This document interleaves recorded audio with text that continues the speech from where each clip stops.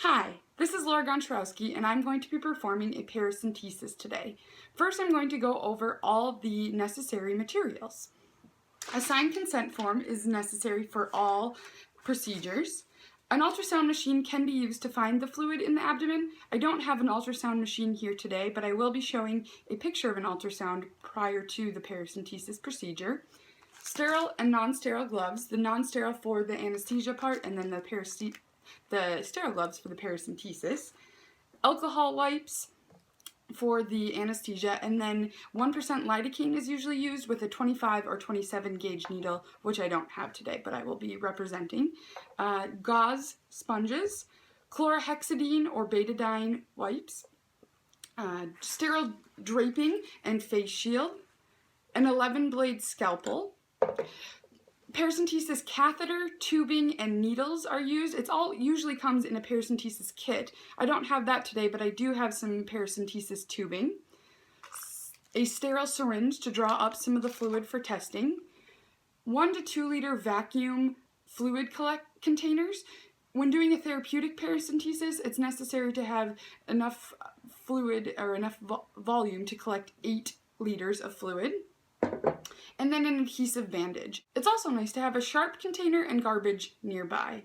Now we're going to go over the usefulness for this procedure. A diagnostic paracentesis is used to remove a small amount of fluid used for testing, and I'll go over the indication of that next. A therapeutic paracentesis is used to remove 1 to 8 liters of fluid for symptomatic relief, and those symptoms could be dyspnea, early satiety, or abdominal pain or tenderness. So now the indications. Evaluation of new onset ascites to determine the cause is most likely used for the diagnostic paracentesis.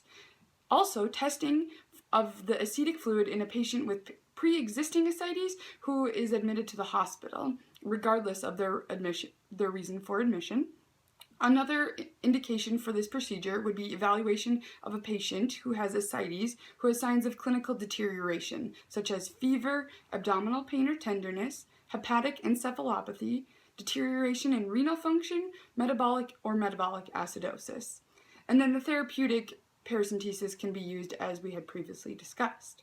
Contraindications for this procedure would be patients who have disseminated intravascular coagulation, or DIC, and oozing from needle sticks, primary fibrinolysis, patients with a massive ileus or bowel distension, and abdominal wall cellulitis. Now we're going to go over the risks and implications of this procedure. As in any procedure which we are entering the body cavity, there is a risk of an introduction of infection. There could also be a persistent ascites leak from where we do puncture the abdomen, perforation of the intraperitoneal viscera, vascular structures, or viscous organs, but we try to do everything to reduce that, and hypotension. So now I'm going to go over the steps quickly prior to performing the procedure. So first I'm going to have the patient go ahead and empty their bladder, elevate the bed to 45 degrees, and then place a blanket, pillow, or towel under the side where you will not be performing the procedure. On my model today, I will be performing it on the right side, so I'm going to go ahead and put a blanket under the left side, as that will kind of tip the fluid down to that right lower cavity and let the bowels float up to the left side. So there's 2 approaches. I'm going to be talking about the lateral, as that's the one that I've seen in clinic. The midline is the other approach, which I'm not familiar with. So the lateral is done 3 to 5 inches medial and cranial to the anterior superior iliac spine. Then you can use the ultrasound to find the fluid in the right or lower quadrant or midline. Then we're going to go ahead and anesthetize the area with the lidocaine, prepare the area to be aspirated using the sterile draping and sterile techniques, use a scalpel after to make the area a little bigger, and then go ahead and advance the paracentesis needle and catheter into the peritoneal cavity. As you go in, you would feel 2 pops. That's the skin and the peritoneum being penetrated, and then you would pull back on the syringe to get a little bit of fluid for testing. Then the needle will be retracted, leaving the catheter in, and then the tubing will be attached to the jars to drain the fluid. You would need to switch out the the vacuum containers as they fill up. Then go ahead and remove the catheter and place an adhesive bandage. So let's get started. Okay, here we go. So our patient has already gone to the bathroom and emptied their bladder. Then we're going to go ahead and, as I was saying, put this towel underneath the left side so they're kind of tilted upward. Good, good on our fake patient here. And then also elevate their head to about 45 degrees. Perfect. So then we're going to go ahead and find our landmark. So here's the umbilicus and the superior iliac spine. So we're going to go 3 to 5 inches, so I think right about here. Next we would use the ultrasound to find the fluid there. So I have a picture already printed off of what the fluid would look like. So this black space here is the fluid. So that's how we're going to know that there's enough fluid there and so that we're in the right spot. Next we're going to go ahead and anesthetize the area. So, excuse me. Put on some gloves here.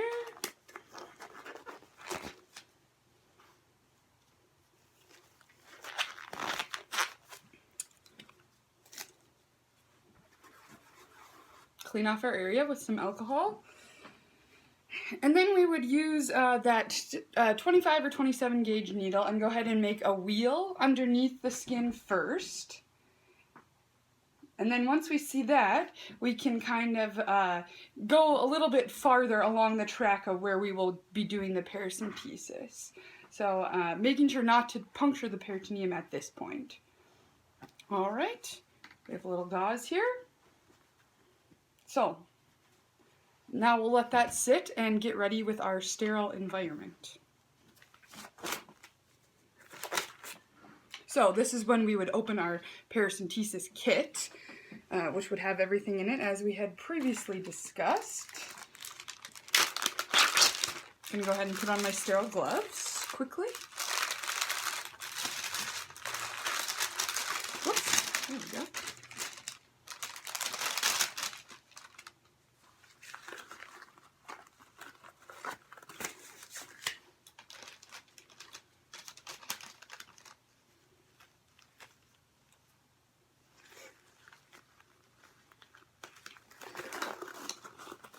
Oops.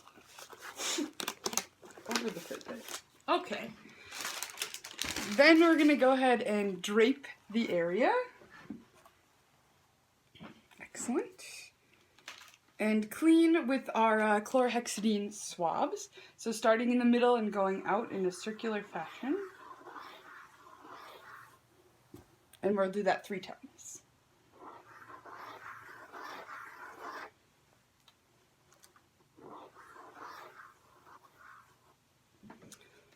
Okay, now we're going to use the scalpel to make that area a little bit larger.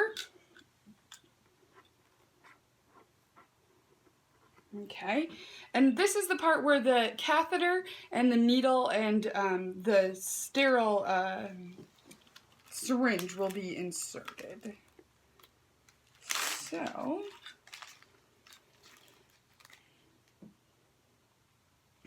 So we're going to go ahead and insert that.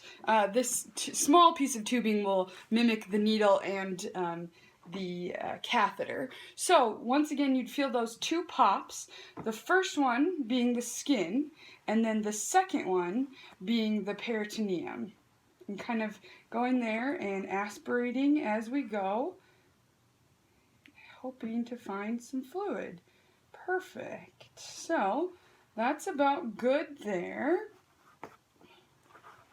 So this is the point in which the catheter would be left in, and we would just retract the needle. Since we don't have a needle, I'm going to retract the whole piece of tubing and insert a longer piece of tubing. So that small sample will be then sent off for testing and fluid analysis. So now, if this is when the larger tubing would be inserted and punctured into the fluid collection container. And there we go, we're getting fluid. And once the fluid kind of stops, you can continue to kind of move around the catheter, hoping to find some more fluid if it's in pockets or different areas. Alright, so here's how much fluid we got from this person's abdomen. It should be that straw hazy color. That's pretty normal.